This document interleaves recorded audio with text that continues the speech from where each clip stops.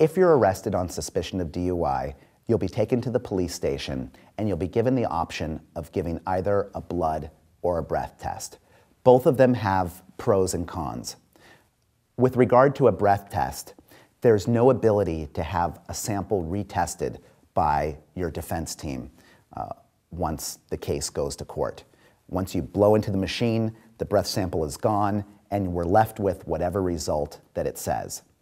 With regard to a blood test, some people are afraid of needles. Some people don't want to give their blood. But giving a blood test could have a few different benefits. Number one, the blood sample is retained by the crime lab, and I'm able to go into court and demand a court order to get a sample of the blood given to an independent expert that doesn't work for the government, that doesn't work for the police department, that can independently analyze the blood to see if there is the same alcohol concentration that the government is alleging. But we go even further. The crime lab, the CSIs that are examining the blood, all they're testing for is the actual blood alcohol concentration at that moment.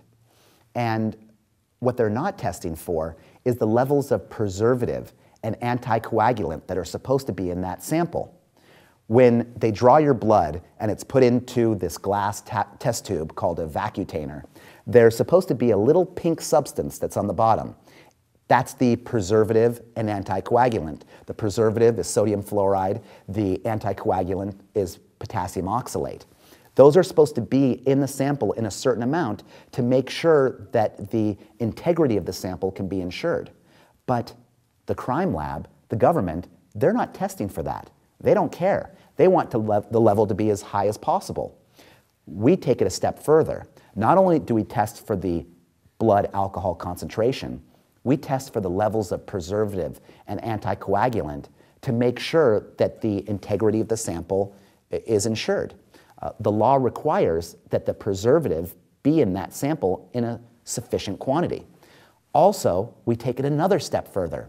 We send the blood out to a different lab to have it tested for bacterial growth.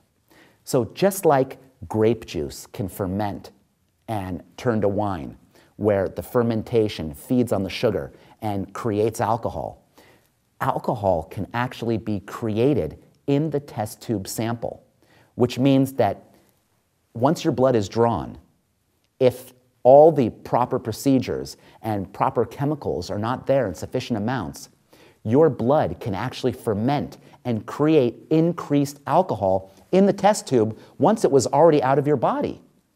So that's very important that we check that and make sure, but the crime lab, they're not checking for any of those things.